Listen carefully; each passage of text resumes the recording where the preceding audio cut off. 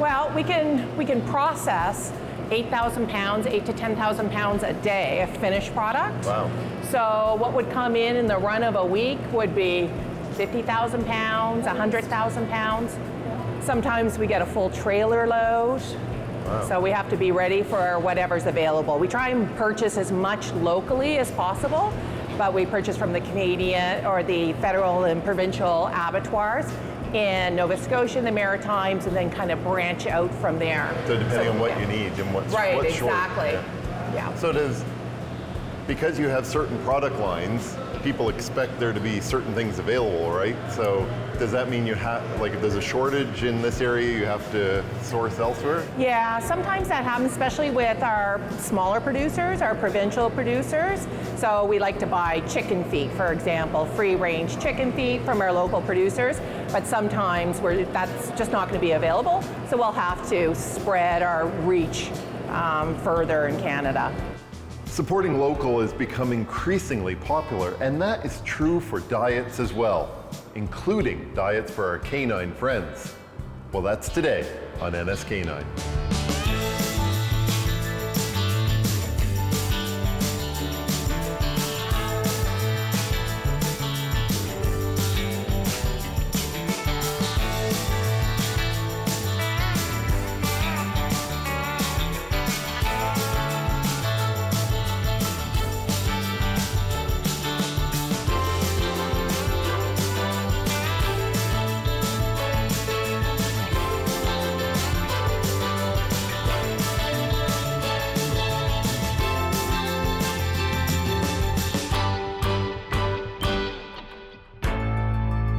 This is the kind of stuff that comes in, I guess. Right. So all this is a combination of meat and bone and organ. So we balance it 80, 10, 10, and 5% of that organ would be a secreting organ. Okay. So the guys Is there a reason for that? There is. Like, our idea of healthy food is based on prey models. So we take that animal, be it a deer or a rabbit, and look, okay, it's so much organ, so much meat, and so much bone, and then we try and recreate that. So it's important that those kind of nutritional profiles are met, and our philosophy is getting in as much variety of proteins as possible. It's just like with human nutrition. There's no one perfect food. It's a balance of foods that's important. So that's our philosophy. I was working at corrections, and my partner, Doug Malloy, he was in IT. It started with Daisy. Doug and I got Daisy as a 8-week-old puppy, and we were just so excited to bring her into the household. It was our first dog together, and she was just a wonderful little dog. But she was always sick. So there was problems, skin problems, allergy problems. We couldn't keep weight on her. It was just one problem after another. And I had a background in research, so it's like, let's figure out what's going on with the dog. And the first thing I thought of was food. So at that time, raw feeding wasn't popular at all. But I found a vet in Australia, Dr. Ian Billinghurst, who was a proponent of fresh, healthy, natural food. So his position was, natural, healthy food or natural whole food is always going to be superior to processed food. So I went by his guidelines. I changed Daisy's food. And the change in her was astronomical. Like, she put on weight, the allergies were gone, the skin conditions were gone. She was a brand new dog, and she lived a healthy life. I think she passed away when she was maybe 14 years old. So for a German Shepherd, she had a really good, healthy life. And I thought, everybody loves their dogs, they're family members, and if people knew what raw dog food can do to the health of their dog, then they would be really interested in taking a more healthy approach to nutrition. So I convinced my partner to quit his job and start in production, and that's how we started. So I think, maybe the first year our sales were like $10,000, $15,000. And anyway, we grew in that little farmhouse, and then after 5 years, we moved to a place in North River that had an outbuilding, and we could turn that into a production location. So we carried on there for quite a few years, and then raw dog food was really catching on at that point, and I knew we had to come back to Halifax. I'm from Halifax anyway, so I always did want to come back. So we started a production facility, so it was treats and food in 50 Acrely. And after 5 years, we knew that we had to expand again. So we separated our facilities. So Acrely now is a dry production facility. So it's just dehydrated treats and supplements, and turned 50 Thorn into wet production.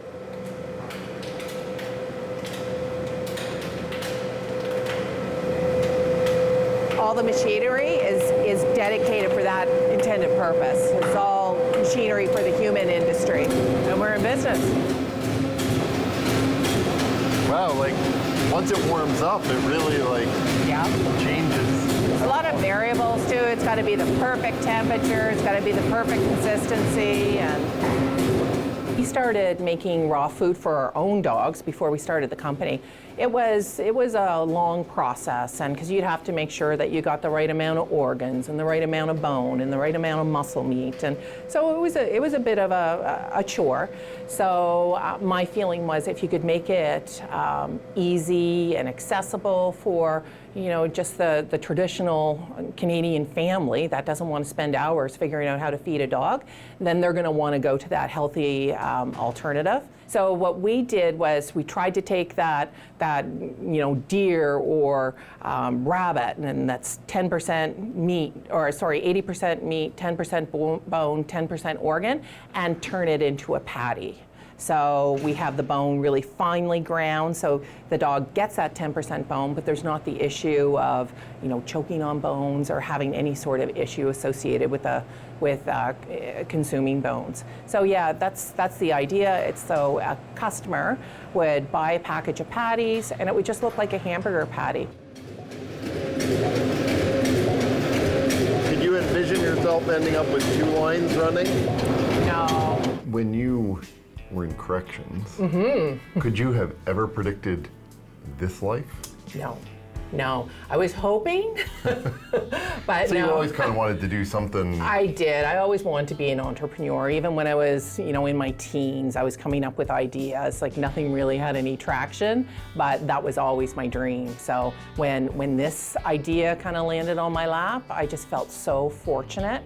And it was something that I so much believed in.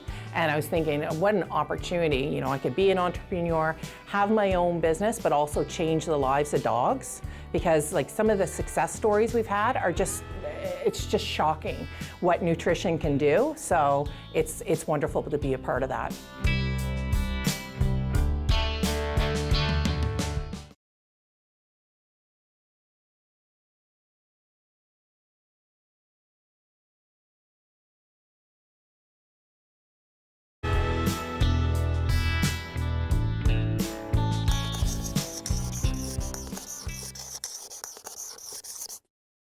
Unfortunately, no. Chewing on sticks can actually lead to a number of issues, such as the pet getting wood splinters or swallowing a portion of the stick. This can result in complications such as infection, swelling of the mouth, the throat, the face, and even trouble when the stick is trying to pass through the gastrointestinal tract. Surgery might even be warranted for such complications. We would definitely recommend that your pet not chew on sticks and to choose a more safe, strong chew toy for your pet. So, this has become an empire.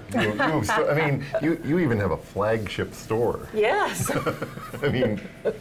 Yeah, so we started with, we loved the kind of M&M's idea that you'd have a production or a central distribution area and then have kind of satellite stores around. And that's what we were kind of going for with our first location in Acrely. So we had production, but we also had that storefront in the front area, but then it's just like, okay, well, how about the people in Halifax, and how about the people in New Brunswick, and expanded that way. At the same time, we got national distribution through our distributor, Natural Pet Products, and we also got Canadian Tire on board, where our treats are in, I think it's 500 Canadian Tires. So it really took off. We haven't had a lot of time to kind of sit back and relax and enjoy anything. It's just kind of go, go, go. Here we are. This is the flagship store. Absolutely. So tell me about it. So this is our Spring Garden store. It's our newest store. We've got 4 stores, 3 across Nova Scotia and 1 in New Brunswick. This being our youngest or our newest one. Really looking forward to generating more and more traffic as we go along here. That was the idea, that we'd get a lot of foot traffic coming into this particular store, it's a great new development for us. To ensure the ongoing success and product quality for Totally Raw, Karen has hired people from throughout the food processing industry to ensure her standards are among the highest possible. You have a lot of people who have expertise in different areas now involved in this. That's right. That's unusual. So why did you decide to do that? Well, we wanted to do the best that we could possibly do. So we modeled a lot of our processes and our people after what the human industry would be looking for. So Lisa Redden, our person who really manages all of production, who's a general manager, having her look at production through the lens of somebody in the human food industry, because I really do feel like it's important to have those checks and balances in the pet food industry, just like in the human food industry. We just had you'll be meeting Laura again, who was working for Unilever and has great credentials, and we're really fortunate to have her. So looking at those human products in the same way that you would look at our pet products. So we've got some more treats over here. These are our bulk treats. Again, these are our popular treats. Our customers will come in and they just do exactly that. They buy them in bulk. Again, it's a good opportunity for them to try them if they'd like to do that. And I think that that's a real good selling feature for this store, because a lot of people want to experience it. Unsure too, right? Yeah, absolutely. They walk by and they're not sure what Totally Raw even means, right? The raw food itself is going to be the most popular because Right. that's what people know. But what are the things that people are coming looking for? They want complementary items to go along with the food, but they want that same philosophy of using natural products. So we have 4-in-1 joint rescue, for example. So it's 4 ingredients that are natural and there's no additives. So it's things that have proven to work on their own and in combination with other ingredients. So the 4-in-1, for example, it's glucosamine, chondroitin, greenlit mussel, and MSM, and there's nothing else in there. So that's very similar to what people would take too, Exactly, right? exactly. So what we make sure is for our customers that there's no additives in there.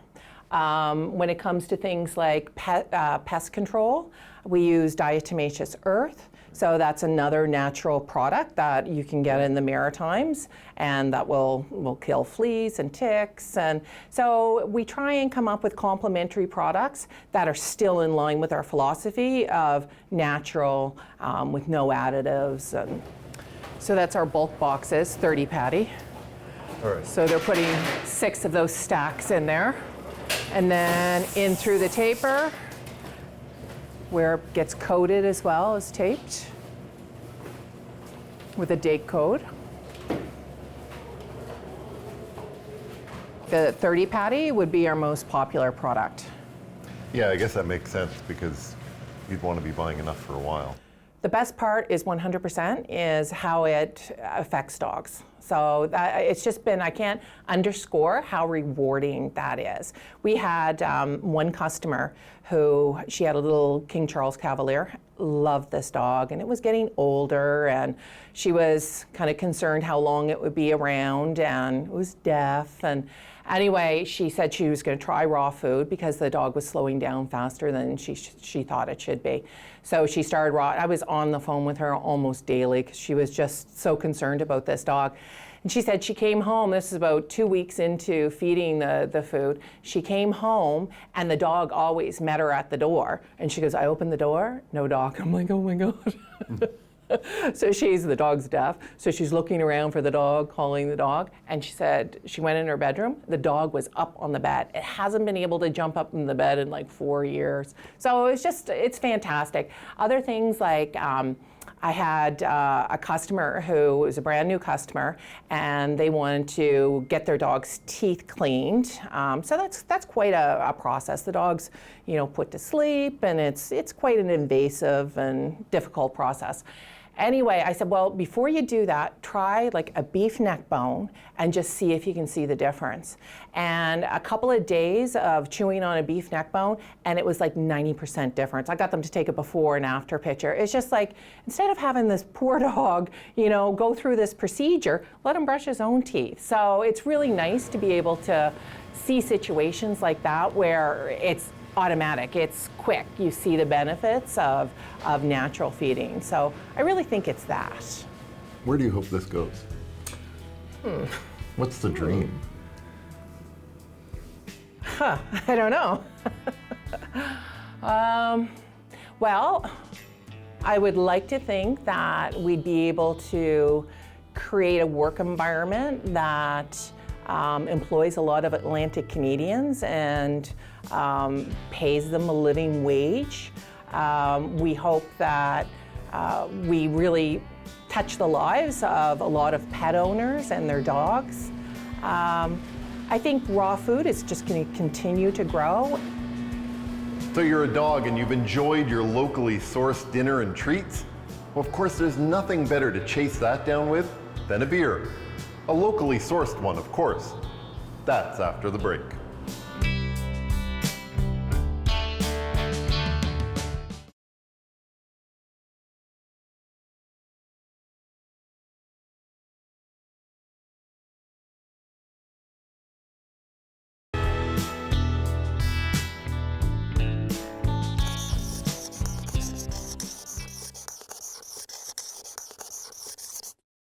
That's a really common problem in dogs. Some dogs can go really well with a neck lead.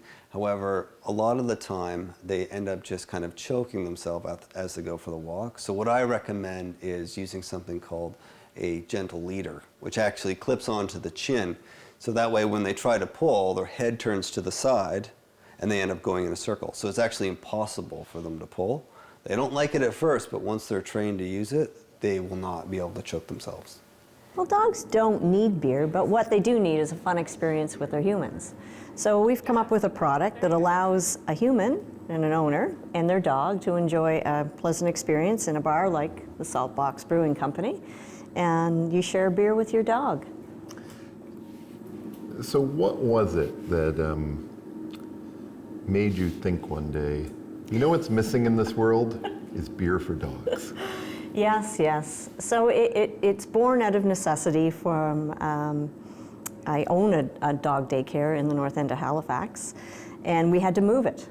And the city helped me create a great new product in order to apply for a zoning permit in order to move the daycare. So Beer for Dogs was born from an idea that I found in Croatia. We needed something that was easy, that didn't take away from our core business of being a dog daycare, and that would be a fun, unique, interesting product to bring into the market. Now, this is brewed in Nova Scotia. Yes, initially it was brewed in my kitchen in an Instant Pot. Right. Yeah, yeah. With Hard lots to of get a lot of volume in it. Well, I was up to 2. Oh, right, okay. Yes, I was. So we were trying to experiment with different ingredients. We had pumpkin in it, we've had turkey in it, we've had all kinds of different concoctions. And in order to scale it, because it was catching on, I took it to Canada's Smartest Kitchen on PEI, and they have a bone broth expert on there. Bone broth expert. Yes. And the bone broth expert provided a stable recipe that we could scale. And then it moved from a plastic bottle to a canned product. All right. So it looks much more like a beer. We wanted it to look, and I'll clarify, are my partners from Craft Coast Canning in New Brunswick, who I met with to put the product in the can, and they loved it so much that they wanted to form a partnership and be part of the company as well. A big part of the success of Fetch Beer is that it truly is a specialty product. It's not just something that sits in a pet store. It now is part of an experience in a tap room. Yeah, because this is, I mean, we're sitting here in a brewery, and this Yes. is not a dog brewery, right? Right. But someone can come here to Mahone Bay, and they can order a beer for themselves and order a beer for their dog, and that was part of the experience, wasn't it? It was part of the experience, and it's, as I said, it's diversified. It's, you'll find it in the teaser down the street, and that's a gift shop, and you'll find it with a dog trainer who gives it as a gift at graduation. You'll find it in country stores in Boylston, Guysborough County. It's in very interesting places that it's selling very well. Has that surprised you? It has surprised us. I knew that it belonged with beer from the start. It sold the best when it was with a craft beer product. So events like Good Robot's Hair of the Dog event, we sold a ton of it. Dog-friendly events like the Garlic Festival, we sold a ton of it. So we knew it wasn't just positioned in a pet store. It had different applications in the environment, and it has to do with the experience. What's surprising us most is the popularity of it. The uniqueness and the way that it's being applied, with the frozen ice cubes and the meal topper. We sold over 2,000 cans over Christmas as gifts. Wow. So we're seeing people develop, like a birthday party or a meetup in the park around the beer. So it's becoming a central bonding experience, right, Enzo? You heard all about bonding, didn't you? Yes. What do you think, Enzo? If you look out 5 to 10 years, yes. What do you see for this? So at this point, we're growing out. We've reached production capacity at the kitchen door in Dartmouth, which is where it's created, and we're buying equipment, expanding the amount of brew that we make. We have boxes coming, so we're getting ready to ship across Canada. So we'll expand in Canada first, and then likely go to Europe. Visit us online to tell us your dog stories for possible inclusion in future episodes. And don't forget to share photos of your canine friends on social media with the hashtag NSK9. You were saying that this is a very nutritional treat for dogs. It is, yes. But it's food grade too. Absolutely, everything in it is food grade. You know what? We test every can. Would you like to try it? Oh, come on, Andrew, let's try it. The problem with being on TV is you're not allowed to say no at moments like this. Oh, okay, hold on. Well, at least it's a glass. Makes me feel like it's a real beer. Oh no, this is your dish, Andrew. Okay, let's toast to Fetch Pale Ale. Fetch Pale Ale. Cheers. Well, that's not too bad, actually. Right? Gracie, I'm told, has never tried this, and Gracie is the salt boxer here at Salt Box Brewery. Gracie. Here you go. What do you think?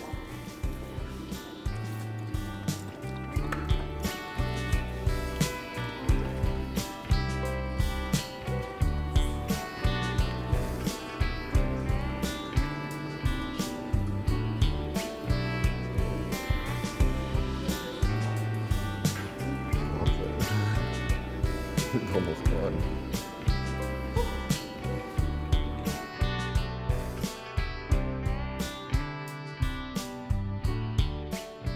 For many people living with PTSD, a support dog is an important part of the treatment. But it's not quite as simple as you might think. That's next time on NSK9. I've seen things that people wouldn't normally see. Going through all the different fire departments through Nova Scotia, there's a lot of different calls, like that Cat Ferry. I mean, you wouldn't see that here in Hants County, but in Yarmouth, they got boats down there. So it's one of those calls that stuck with you. So, like I say, I've been doing it for 30 years. I learned a lot, seen things I wish I'd never seen, probably. And I worked my way back to Windsor again.